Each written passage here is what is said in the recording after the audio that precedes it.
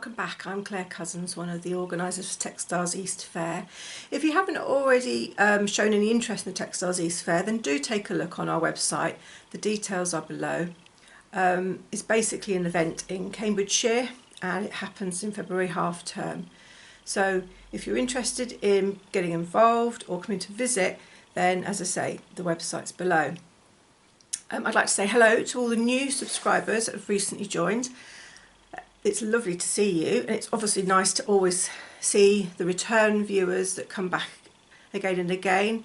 If you want to put any comments in, I will always try and comment within the week, but I work, so sometimes my videos don't always come out as regularly as I would like. This one's a bit later than usual, so I would recommend subscribing, and then there's a notification bell and I'd recommend you click that, and then you'll know when I've released a new video. So as I said, because I work, they're not as regular as some of the other YouTubers out there. So once again, thank you for joining me, and today I'm going to share with you a summer dress that I'm making. So it's not all about textile art, it's actually about textiles as a whole, and today I'm going to make a summer dress. And this is inspired by the fact that at the moment the temperature around this area in East Anglia is 28 degrees. So I've been getting quite hot, and just before COVID hit, the Christmas before COVID, I was actually in India, and I got to see the lovely workers and owners of the factories that were manufacturing the most beautiful, beautiful fabrics. And one of them was an indigo factory, and if I get a chance, if I can, I'll try and put some photographs in here to show you some of the processing. But it's all hand block printed, and then it's dyed in these massive great baths, and then it's actually spread out in the sun. So yeah, and the goats walk all over them. That's great. But so I've got some of this fabric here, and the actual sundress I decided to, I'm going to show you the fabric. It's really beautiful fabric. And the type of sundress I decided to go for is, it's all ruched with elastic, so it's an elasticated bodice, and then just a simple tiered skirt. Now I'm showing you the video because I thought people might be interested in how to do the elasticated ruching, and here it is here. Let me just show you. Here's elasticated ruching. I've already started making the dress, and I thought, oh, perhaps, you know, you guys might be interested, which is why I suddenly thought better stop what I'm doing and share with you where I'm up to. So far, I actually have got pretty much the whole bodice done, but what I wanted to do, because I wanted to be able to wear it without a bra, I didn't, because it sounds a bit awful, doesn't it? But I didn't want my boobs to go too far down. I wanted to sort of support them, so I'm actually putting in like an empire line waistband just underneath to keep them in place. So I'm going to have an empire line waistband on the front here, and then I actually want the ruching on the back to continue, so I'm going to do another 3 rows of ruching or elastication on the back to allow for this little waistband strip I'm going to put in. So yeah, I hope you find it interesting, and as I say, join me at my table and see what I'm up to. Now hopefully you can see this is the width of the material from selvage to selvage, and for me, because I'm a 44-inch chest, I've discovered that if I just use the whole width, and then this width, I ought to measure it for you. This width is, it looks to be a 45, so it's a 115. It's either a 115, oops, upside down, 115 or a 45-inch width. And I have found that that is enough for the front. When it's gathered all up, that will do the front, and again, if I gather that all up, it will do the back. So I do end up with a side seam. Let me just show you here. I do end up with a side seam. Obviously, if you're thinner than me, you won't need to use quite as much. But as I say, I found that's absolutely perfect for my chest measurement, and still gives me a nice ruched effect when I'm wearing it. So let me explain the process. Dragging that to the top. Now this machine technically, there it is, technically you should be able to start from as soon as you threaded it up. You should never have to pull the thread up from the bobbin. But what I found with that technique, is the elastic doesn't start stitching through for quite a few stitches, and then it will pull through when you're sewing. So I found that having a bit of starter thread each time you start a new row prevents it from almost dragging itself back through the fabric. So that's setting it up. You can change your stitch length. I've kept mine on 2.5 because I wanted to keep, because the fabric itself is like a very fine lawn. It is a cotton plain weave fabric. It is beautiful quality in so much it's incredibly fine. So I suppose the Americans would refer to it as a muslin, though we don't in the UK because that refers to something completely different. But it's sort of, as I say, in Britain it's a type of lawn. Just a very fine weave, very flimsy, lightweight cotton plain fabric, printed, as I said. So I'm now going to put the cover on, and then I'm just going to re-angle it so you can see the stitching that I'm doing. Okay, before I start the actual sewing process, I'm going to change my sewing machine, because this is the normal position when I turn my machine on, and it's just in the centre, because I want the gaps to be a nice distance apart, not too close together. I'm going to change my needle position to this, and then I'm going to use the edge of my foot as the guide from the previous amount of stitching. So I'm moving it now to the left hand needle position. Okay, so what I'm going to do is put you down to my thing. I don't know whether you can see. Just move the fabric out of the way. If I go back to normal position, you can see the needles there. If I move to the other needle position, the needle's moved across. And I'm using the edge of the foot here on the edge of the fabric. I'll zoom in a bit more for you. Now I know it seems strange that I should have the bulk of the fabric this side of the machine. When I started, obviously I didn't, and these are the last 3 rows. So unfortunately I've now ended up with a bit of a bulk of fabric, which I'm going to slowly feed in. Now you do need to make sure your dog teeth underneath are incredibly clean. So if you need a video, there is a video in my area. If you go to my video playlist, you'll see there's a video on how to clean your sewing machine, and the dog teeth are underneath. And the reason why you need them to be very clean is because you need them to evenly claw. If it doesn't evenly claw, you'll end up with all sorts of puckering going on, additional puckering that you don't want.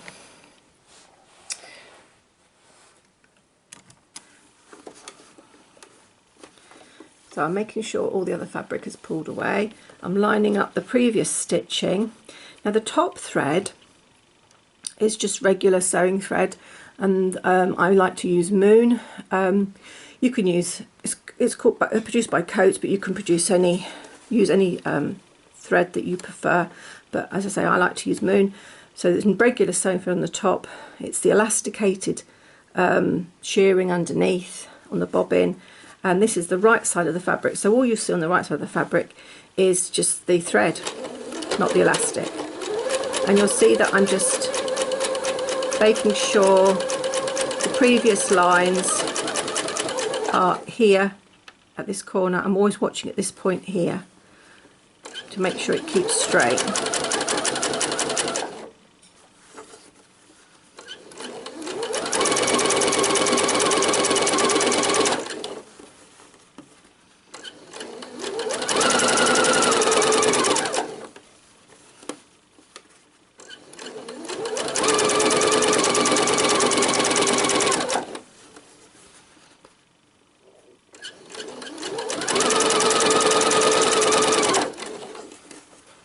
You'll notice each time I'm just gently stretching it out so it's flat to the machine.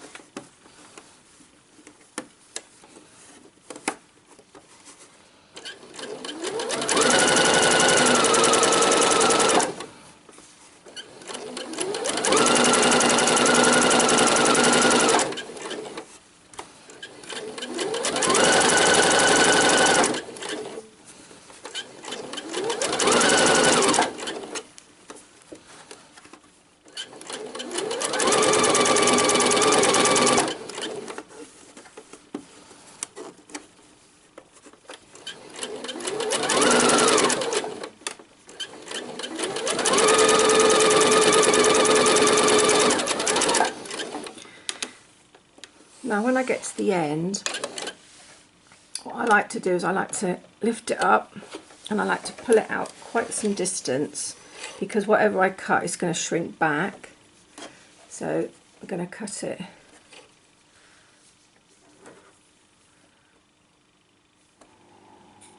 there, and then before it springs back into the fabric here, I'm just going to knot that. I didn't knot at the beginning because I found that doesn't tend to spring back in,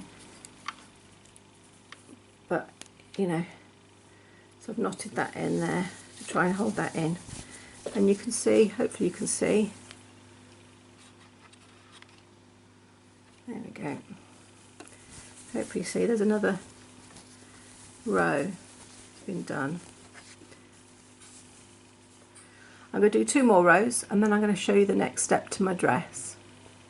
Okay, you can make this dress yourself without, you don't need a pattern, because as I said, all it is for me, I've chosen to use the width of the fabric, and I've actually just ruched it to my bodice size. What you could do is the same, but you just remove the fabric. If you're skinnier than me, you just remove the fabric. If you are a bit larger than me, then you might want to have a wider fabric, not the 115, but perhaps the next size of fabric up. But at the end of the day, it's going to ruche in and it will stretch to your body shape. So that's why I like it, because it's what I call a no-sew pattern.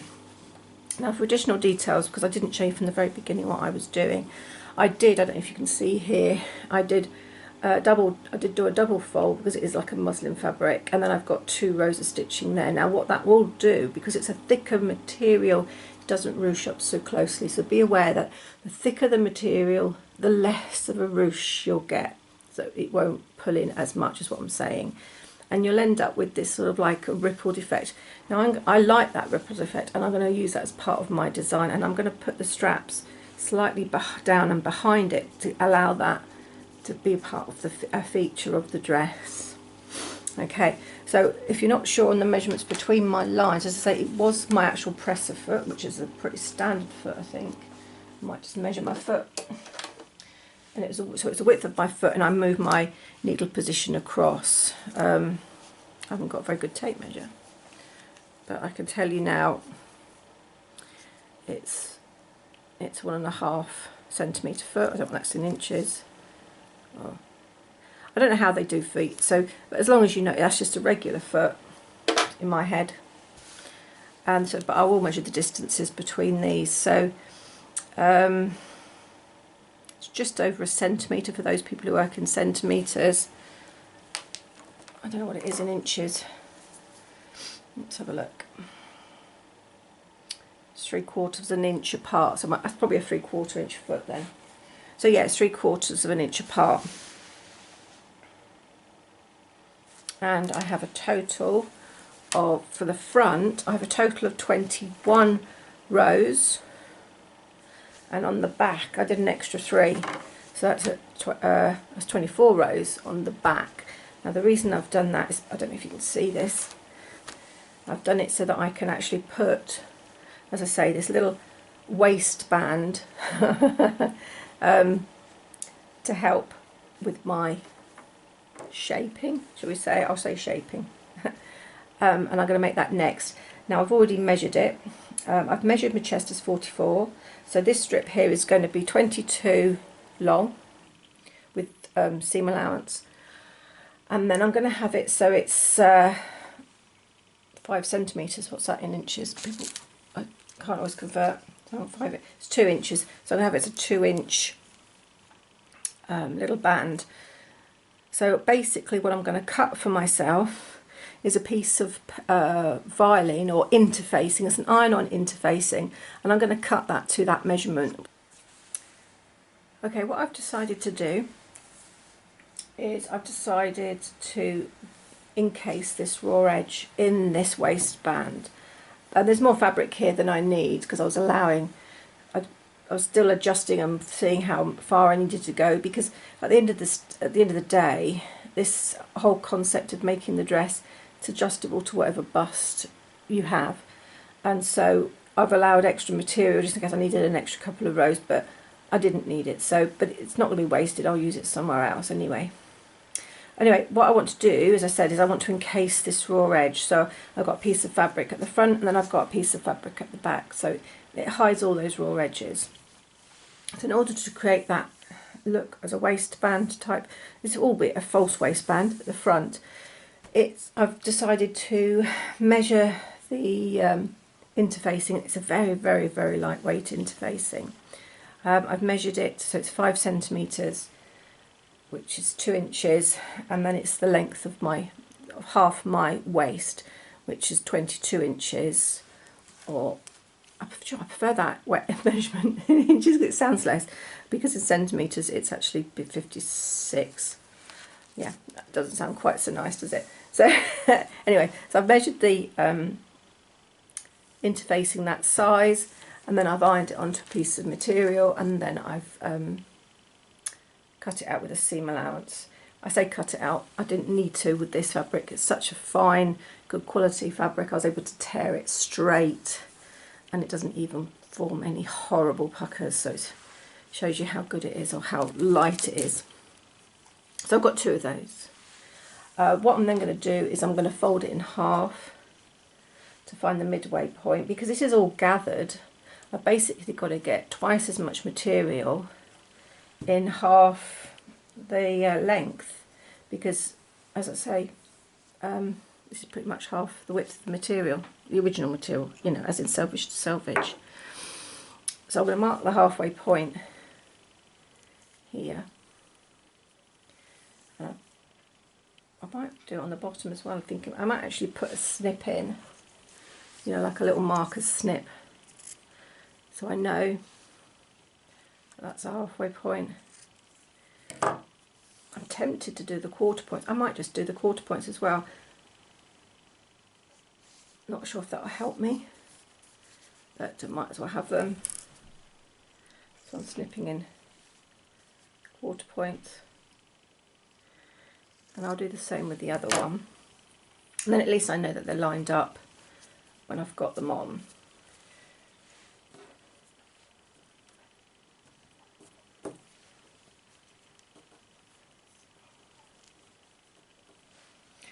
What I'm then going to do is I'm also going to do that to the actual, and that might be good, it depends if you know how long you want your bodice to be. I've been doing this as I've gone along. This is a pattern I'm making up as I'm going to fit my body shape, so that's why the bodice is made. Now I wouldn't normally make up the whole bodice like this.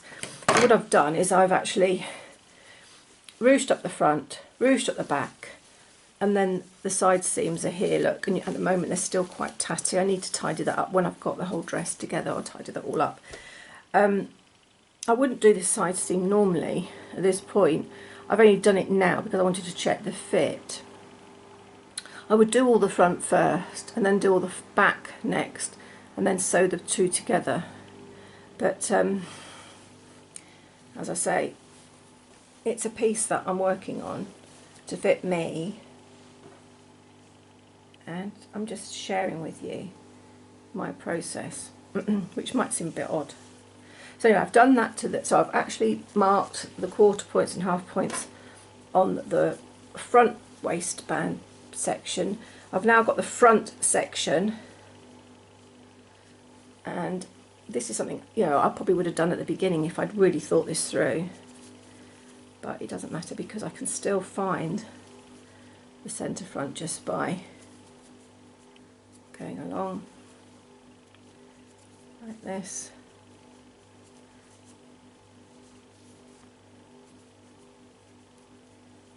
So there we are, there's the centre front. I might nick that because I can see a pin falling out of that. And then if I fold that to the side and stretch that out, which it says,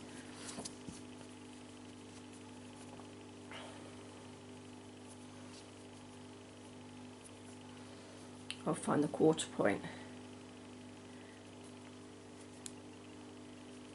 So you might, if you're going to make this yourself, you might want to find your own quarter points and half points before you ruche it. Like that. And the other side.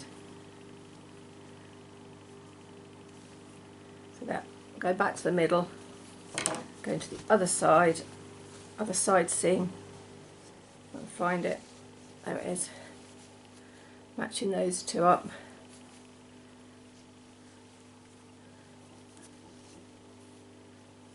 Match that edge until I find the quarter point. Now that should help me line up the front waist bit to this, the ruche section.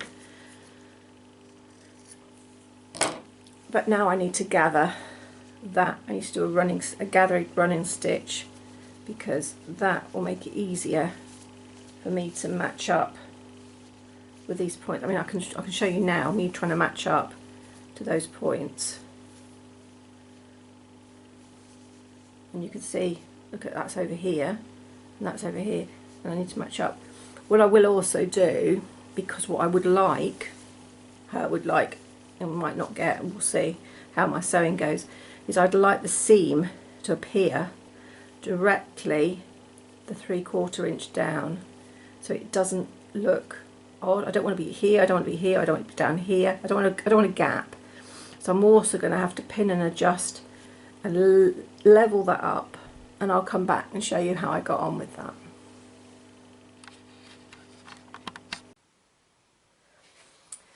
What I've managed to do is, with the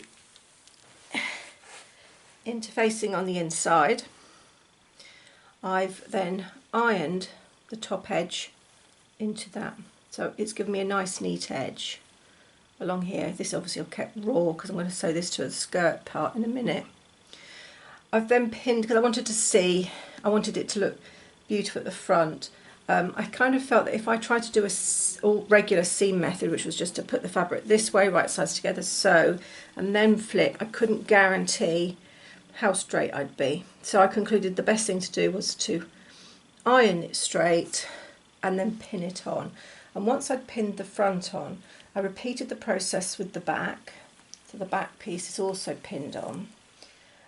So initially I had pins here a minute ago, and then what I've done is I've then taken these pins out here, and then I've repinned and made sure I've gone through both layers, and I've just checked to make sure it is definitely catching on this other piece of waistband, so you can see. And then this is the piece of waist in here that I can trim away. So I'm going to top stitch, the method is top stitching really, top stitch this down to create that encased seam. Okay, I've kept my needle on this furthest side to the left, and I'm using my foot. I happen to know that as long as I line up that edge with the silver part of the foot, now obviously your machine's different, it depends, but you need to get as close to that edge as possible. And I'm just working my way down evenly, stopping, taking pins out and working my way down. Now if you don't like to work with pins in your work, you could tack it beforehand.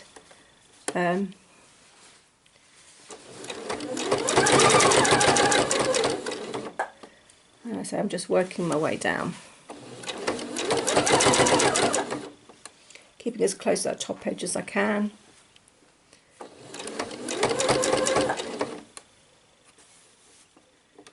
Always check to make sure there's no other fabric underneath.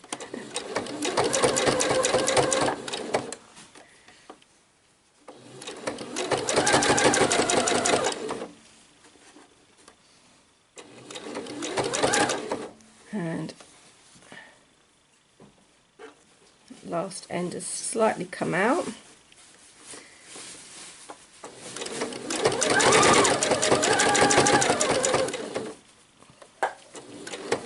I'm just going to knot off at the end. So fingers crossed it's caught the back edge. So this is the moment of truth, and yeah, luckily this is the other side and it has caught it all the way along. So I've now encased this raw edge inside here, and I can now trim this away. I might even do a zigzag, so I can trim this edge away. I might even do a zigzag to stop it fraying or puckering. Now I'm cutting out, I've actually already cut them out, my the skirt. The skirt's going to be a two-tiered skirt, so it's like the reason for that is because I don't want too much bulk on the waistband.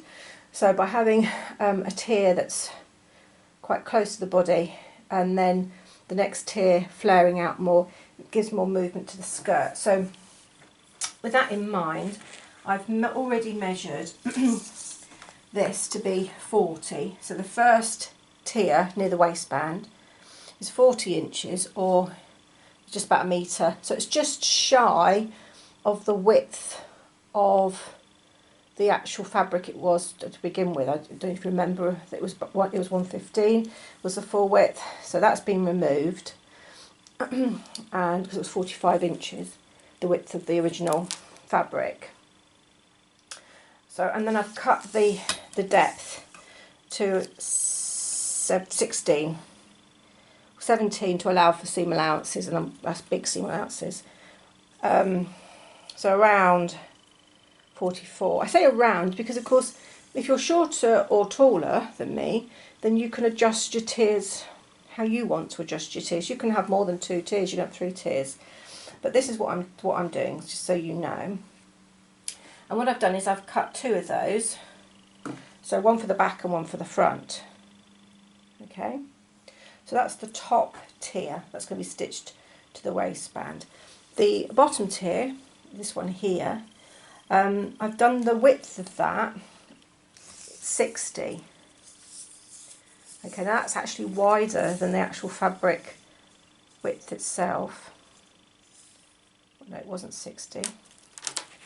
So this one, the width of this one is actually wider than the width of the material.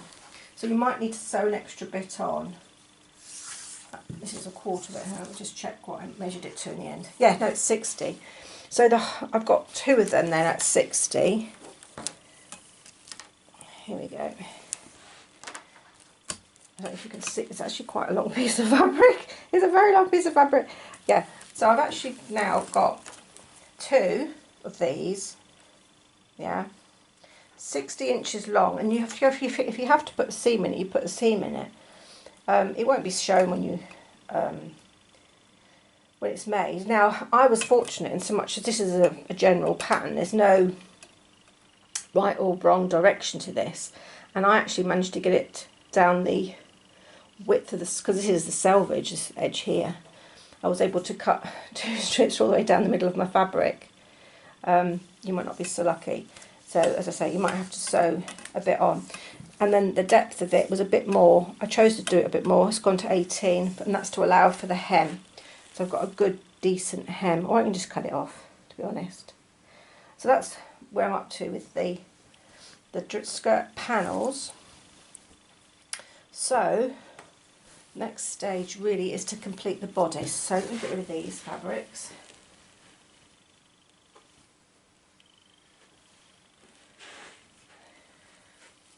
This is as far as I got with my bodice. I've checked it on me as well, and I'm happy with it, so it's good. So all I need to do is where I extended the ruching on the back, I'm now going to sew that and finish that off completely, and then I've got a complete bodice to then stitch to the skirt. I'll have to gather the top edge of the skirt, because the top edge of the skirt needs to fit into there. And then what I'm also going to do is where this ruching is all ruched up here, I'm going to stay stitch it roughly into its pleats. So I'm going to stay stitch that gathered, if that makes sense. I'm not going to gather it up, because if I gather, well, I could gather it up and then stitch it again, but you can actually just gather it into the machine and stay stitch as you go. So I shall do that next. Right, so I'm just stay stitching the gathering just here. this is where the last row of the elastic was. So I'm just allowing the pleats to naturally gather as I feed it into the machine. And what I've done is I've put it on a large stitch. I'm just taking it slowly, keeping the distance here from the machine and the foot always the same. I've done it a fraction bigger, further away than the actual seam would be, because I don't want it to be shown later. And if it does show later, I'll just remove it because it is a large tacking stitch. But it's just to keep those gathers in place.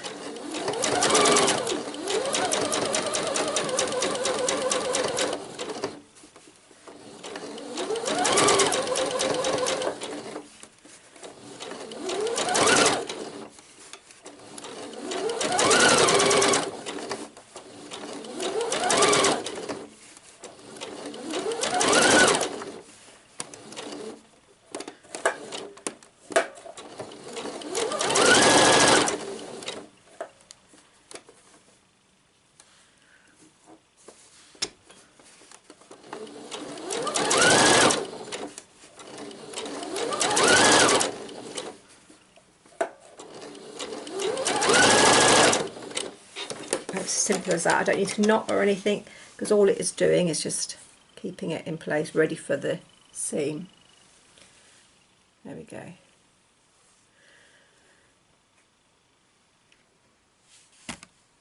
I'm about to gather up the top tier of the skirt to go onto the bodice. Now what I'm going to do is I'm going to move my needle across. So again, it's needle selection, moving it across, and you'll see when I press my button, my needle is moving as furthest to this side, which is to the right, as possible. I've changed the stitch length to the biggest stitch length this machine has. Then what I'm going to do is, stitch all the way round.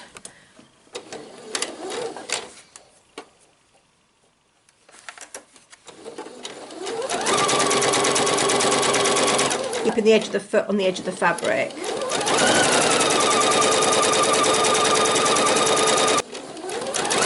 Right, so I've gone all the way round once. I'm not going to sew over the previous stitching, so I need to make sure that there is a little bit of a gap. Just going to sew up to it and then stop.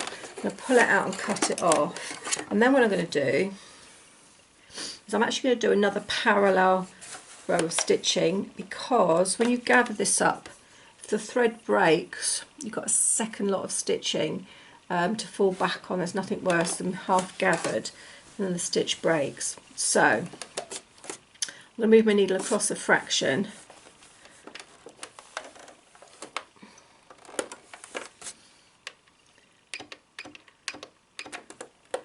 It might be just off centre. And I'm going to go around again.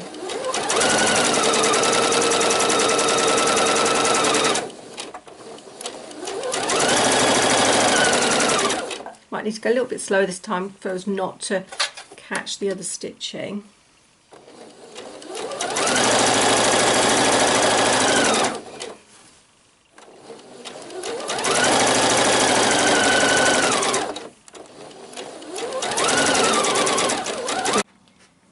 Okay, I've done 2 rows of gathering on the top tier, and I have now pinned it to the bodice. And what I've noticed is because I want to see the gathers neat on the front, I'm pinning it to the bodice. I'm making sure I can see a little bit of the bodice so I know it's on straight. So I can do the front, but because of the back, because I want to keep this nice and even, I'm going to have to do it upside down, and so I can't really see the gathers on the skirt so well, but I'll see how we get on. So I'm going to do the front section. I'm going to do it in 2 parts. So the front section first.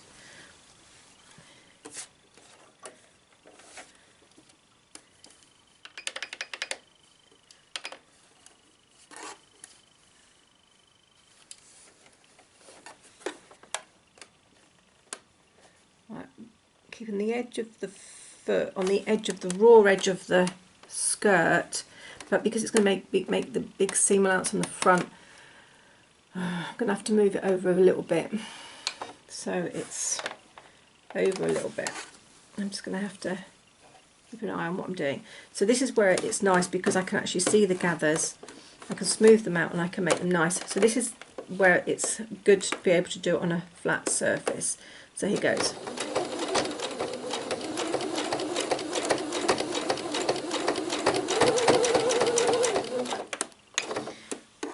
It's always good to stop with your needle down so that when you reposition you don't move your fabric about. I'm going to take the pin out as I go.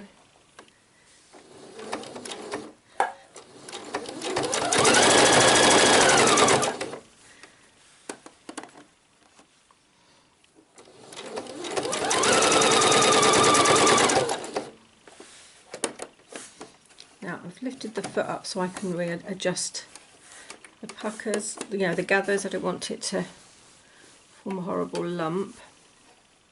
It's a shame that I can't encase this edge.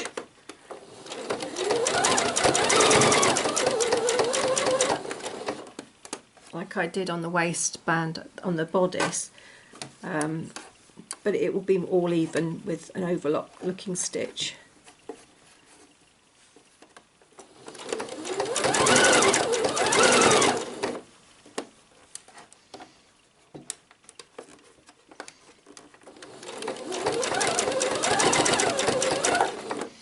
I know I'm at the halfway point because I've got a pin in at an angle, which I'll take out. I don't want to stitch that.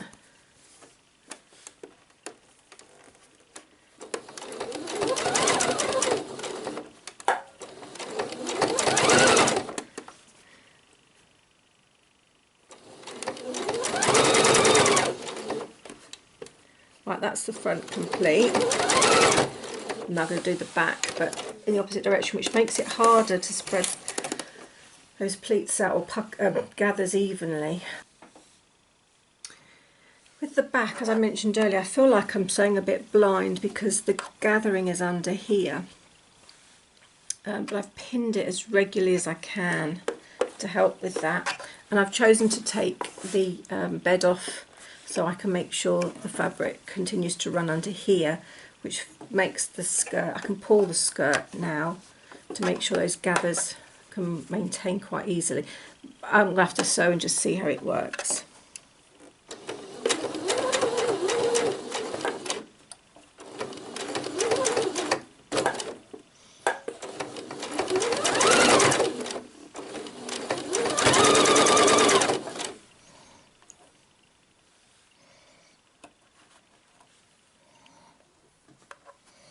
What I can do, I can feel underneath every now and again, spread it out.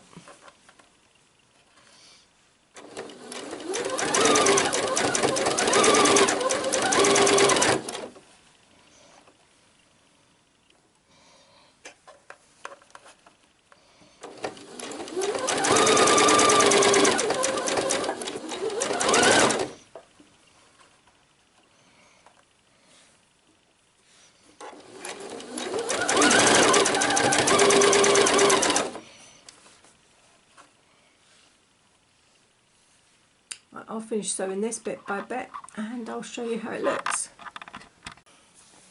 Yeah, luckily for me it's all worked out okay, and I have checked the other side, the neat side, if you can see.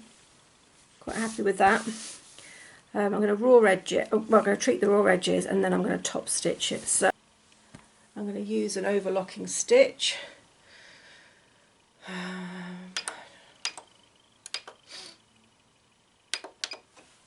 And I'm just going to whiz all the way around and then trim down.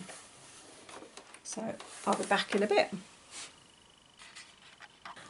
I'm just top stitching the waistband area, and I've changed the foot to the blind hemming foot, and I'm using that as a guide to run along the ditch of that seam, and then where the needle position is for my particular foot, it's just in the right place to get the same top stitch effect as this side.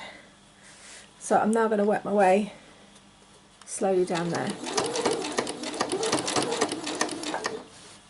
and I'm making sure on the inside this raw edge is pushed up. So it's keeping that raw edge flat. So it's doing two jobs for me. And I'm always looking here, not where my needle is.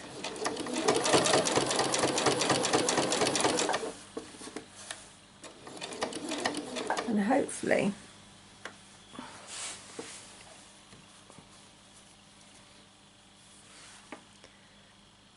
you can see that edge. So I'm going to finish going around here and I'll then share with you the next step. So that's all the top stitching done now for the top of the skirt area here.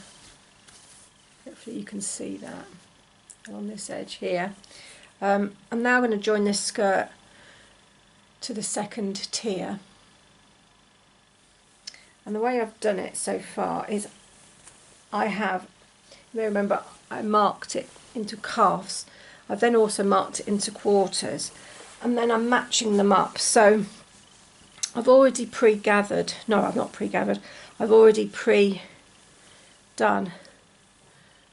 the running stitch, gathering stitch around the top, which is, so I've done a running stitch very close to the edge and then another layer of running stitches just slightly below that.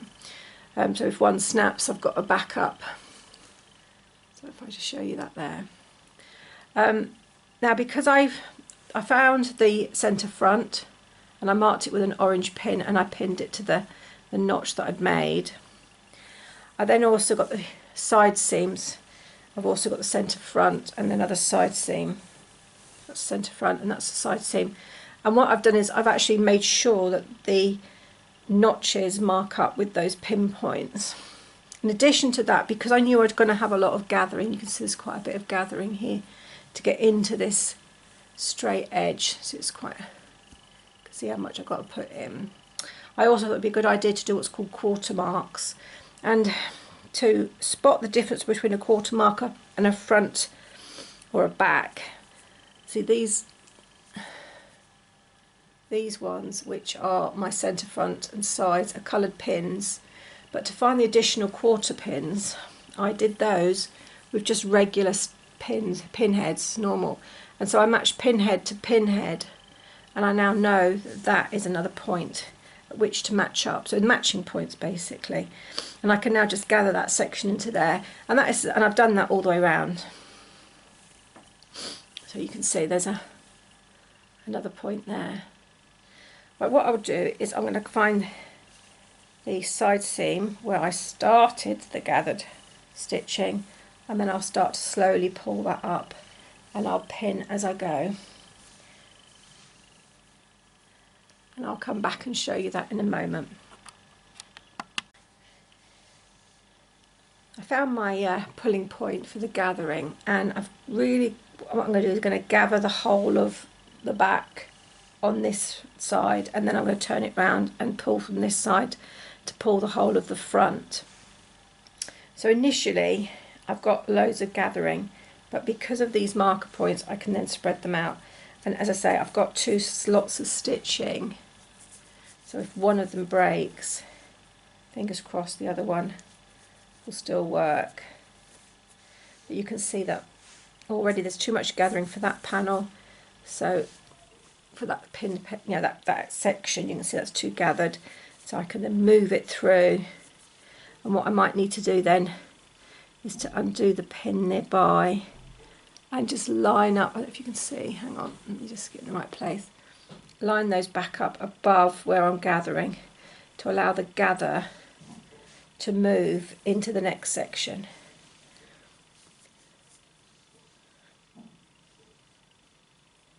This is a very fiddly process, because what you don't want to happen is for it to get stuck here. So I might have to unpin it temporarily, make sure I mark it so I know where it is, and then allow it to slide through. It will slide through now.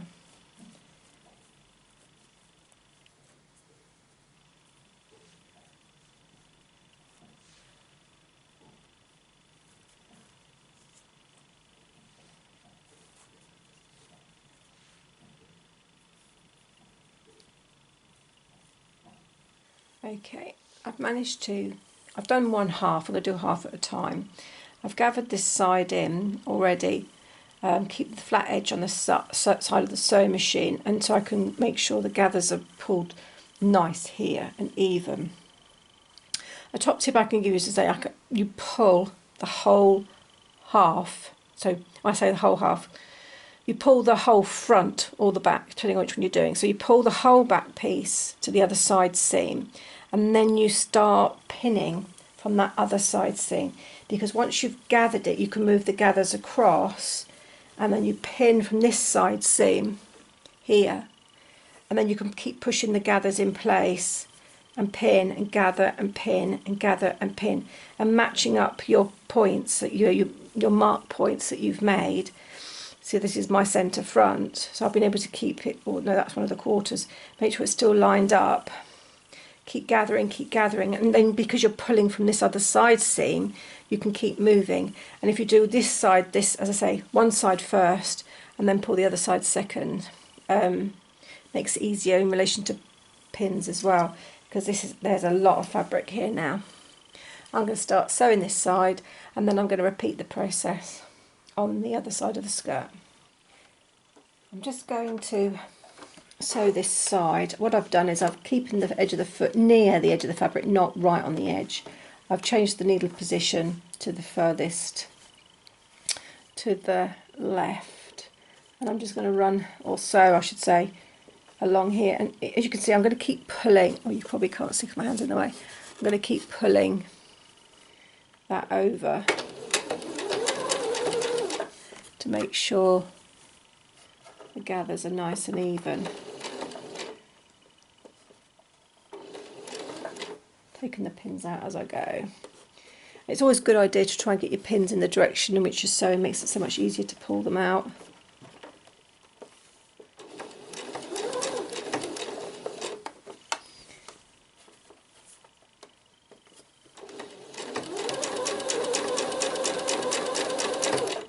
And I'm going to keep sewing like that until I get to the other side. Okay, so the lower tier now is stitched all on, and I've ended up with a seam like that, and it all looks beautiful. I'm very happy with it. Don't know if you can see how it's come out. You'll see it better when I hold it up later as a dress. But what I do want to do is treat these raw edges, so I'm going to zigzag it, or I might use the flat overlock stitch that's on this machine, and then I am going to do that top stitch with the ditch method like I showed you earlier. So I'm going to try that as well. So if I start off, you can see how I'm progressing. The one thing is to make sure the back of the material doesn't roll back up underneath the machine, because it does have a habit of rolling back up, so keeping that really clear away from the machine, because already look, it started to do it there. I think I might just do regular zigzag. Machine's got a good setting for that, so I'll just go for that.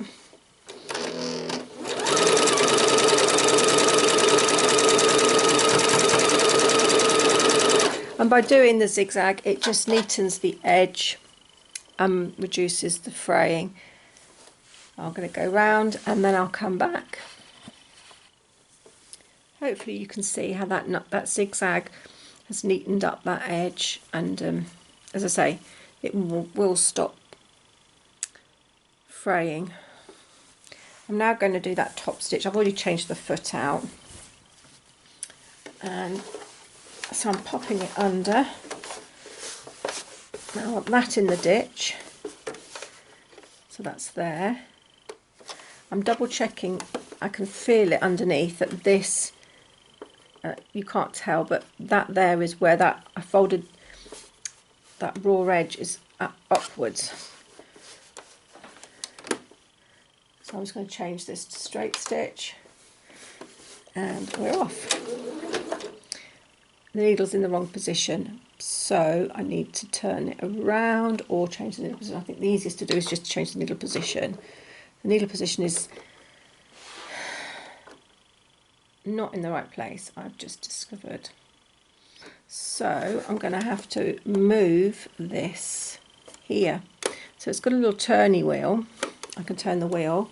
I can pop that back in the ditch, check where my needle is. It's still a little bit too close, so I can move this again, turn this wheel so I move my guide to change the position of where my needle sits, and I'm happier there.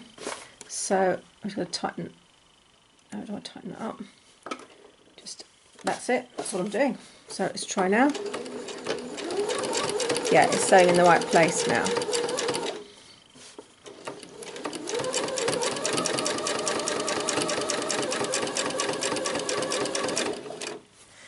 If you can see,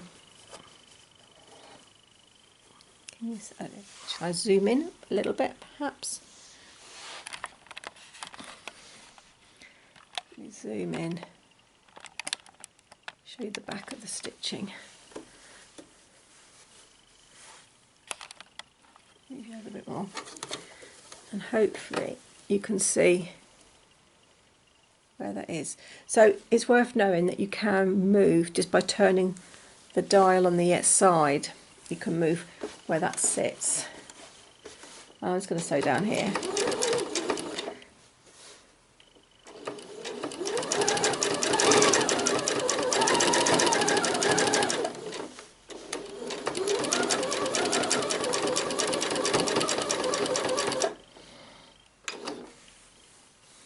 And that's looking really nice.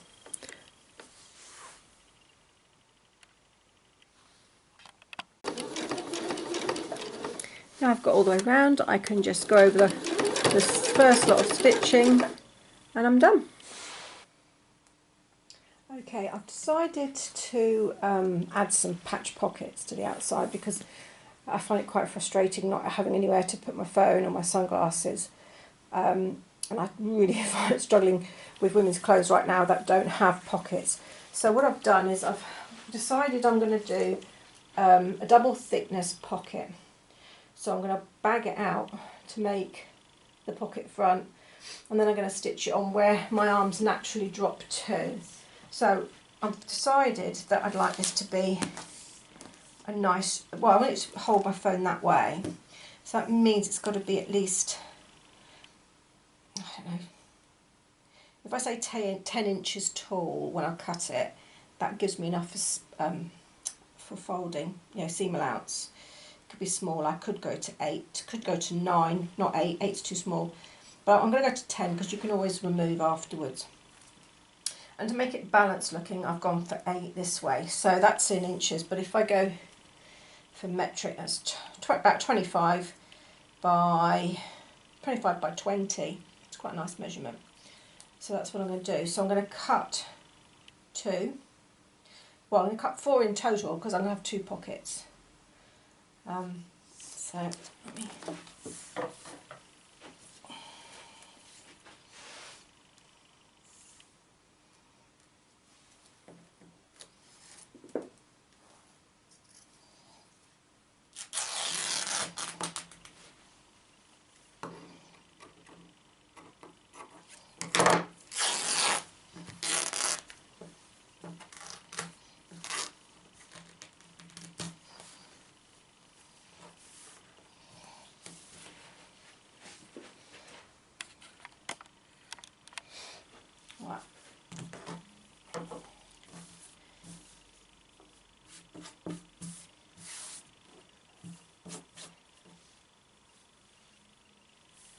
I need to go and iron this, I think. Yeah, definitely need to iron it.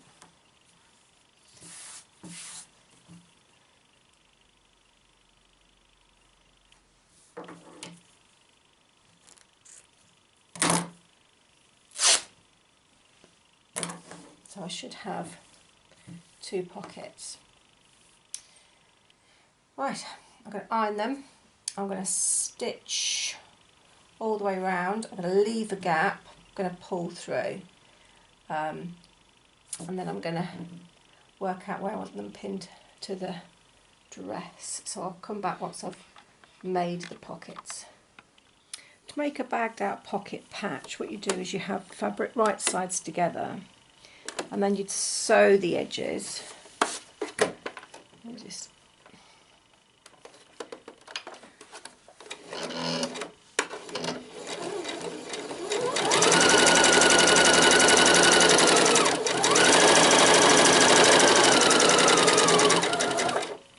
would corner here, so needle down into the machine, change direction. I'm just making sure I'm lined up.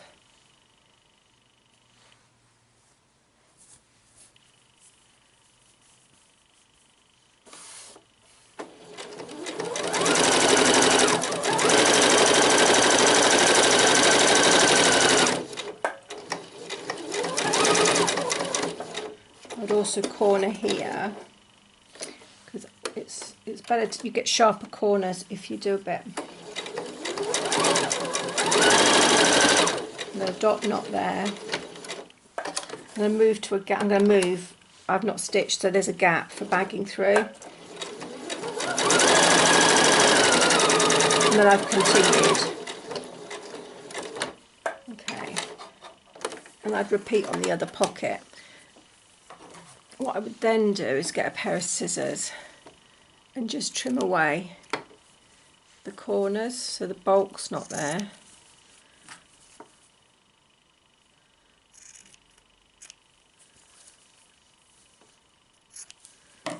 Trim away, and then where that hole was, which is here, and you can tell because it's where you didn't sew, you just pull that through the right way.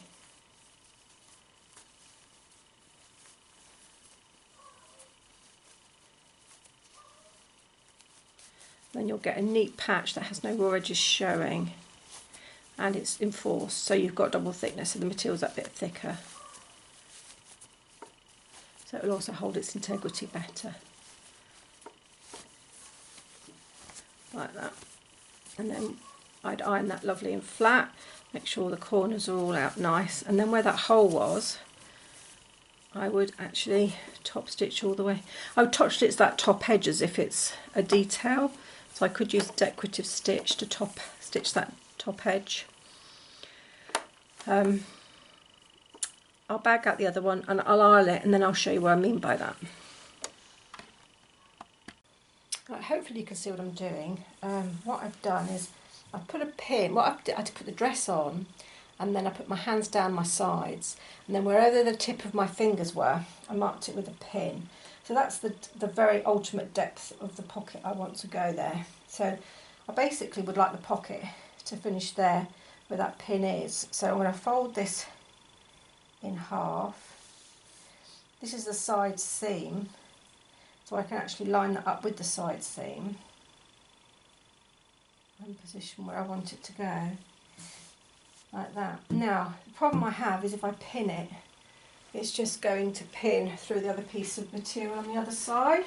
So what you can do is use a thinner placemat, pop it underneath in between your two layers, and then it's easier to pin. And then I shall machine round that. And as I'm machining round that, that hole that I have, which is here, will be sewn closed. I'm going to then repeat on the other side. What I would also do is probably have either a triangle or a double back stitch here of some sort to reinforce the top of the pocket.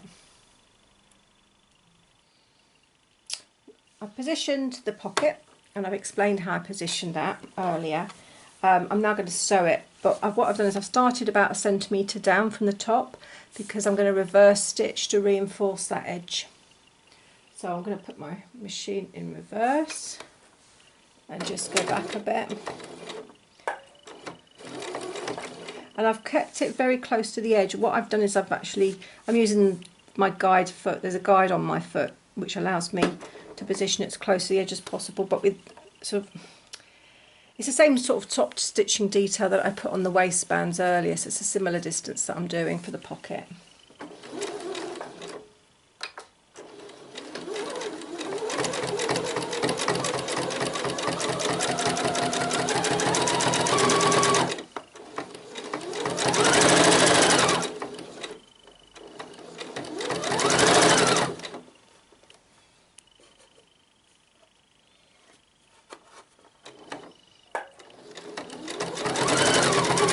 Come to the corner, and I'm just going to corner there, needle down, change positions,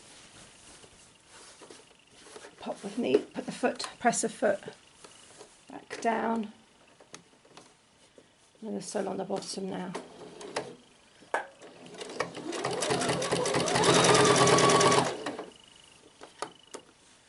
Taking the pins out as I go.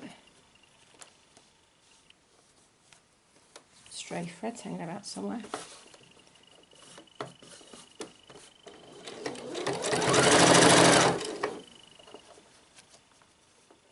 That stray thread is coming from there.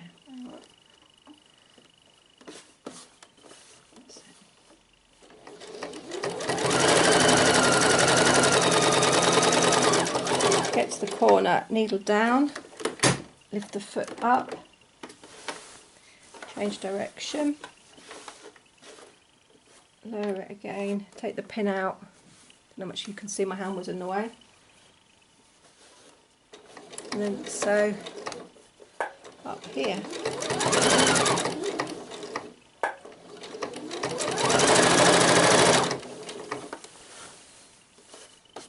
Always make sure that underneath of the fabric is clear and that the skirt hasn't curled back in. And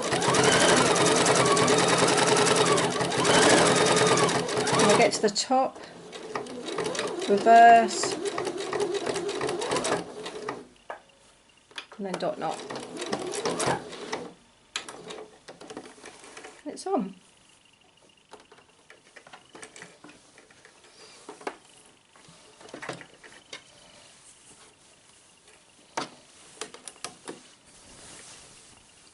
Pan out a bit. Let me just show you the pocket. Hopefully you can see. There's my pocket stitched on. I'm going to repeat with the other pocket. Right, this is the strap that I've already sewn it closed. The measurements were 14 centimetres by 46 centimetres. I ironed it, folded it, tucked the raw edges in and top stitched it. You can do it as a tube method if you like, but I don't like faffing about. And I'm just checking on my tape measure what those measurements are. So 14 centimetres is 5.5 inches by, so 5.5 inches by 18 inches is the size of the fabric I cut. So I'll just explain again. I folded it in half to make a tube, and now I'm going to do some elastic. I've decided to do 4 rows of elastic and allow a frilly edge. That's for the strap. So I've got the shearing elastic back in. I've moved my needle position to the furthest right because I want it really close to the edge, and I'm going to do that first row there.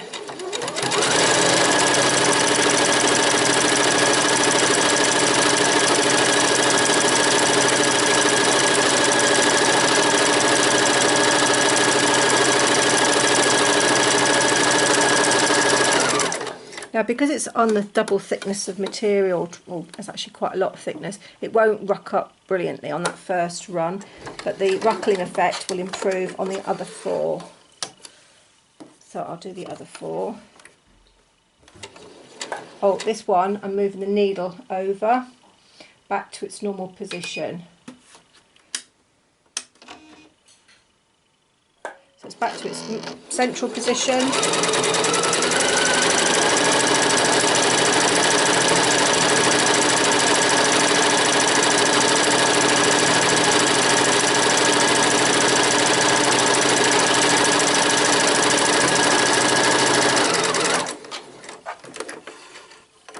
Do it again.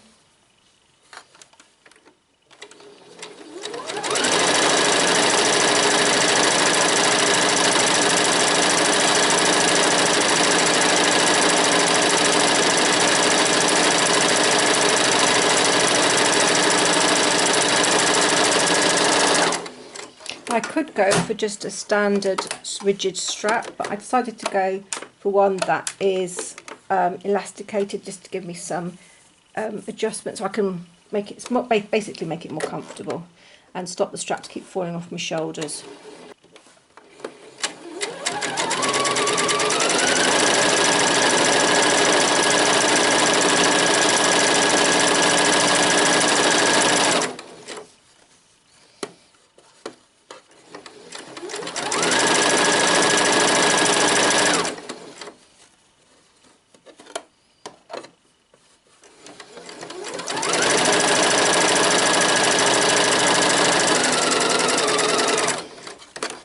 So now I've got 4 rows of shirring elastics. The shirring is underneath and then the stitching is on the top. And I've ended up with a little frill, so I want to keep that frill on the shoulder, but I've got a little bit of stretch so it's more comfortable and stops it falling off my shoulders.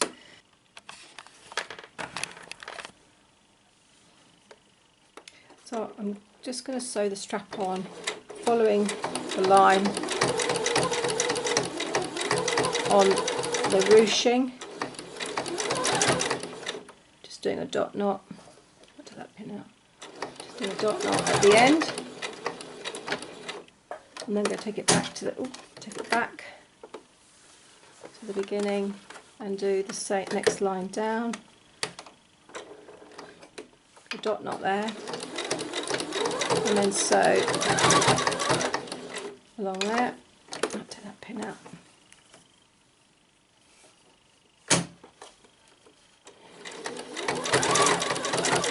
And then do another dot knot there.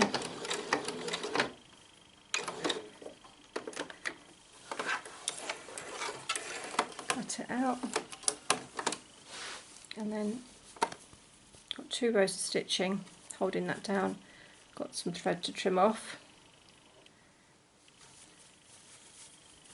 but once that thread's trimmed off, that's on there, and I've got the frill still loose at the front, and I'll repeat that on the other sections of the strap. Thank you for joining me. I hope you've enjoyed what I've shown you. I'm going to pop it on and see what you think. So this is my finished dress. These are my pockets. This is how it looks from the back. There we go. Anyway, thank you for joining me, and I look forward to seeing you again soon. If you've enjoyed this video, then please give it a thumbs up. I look forward to seeing you again soon. Bye bye for now.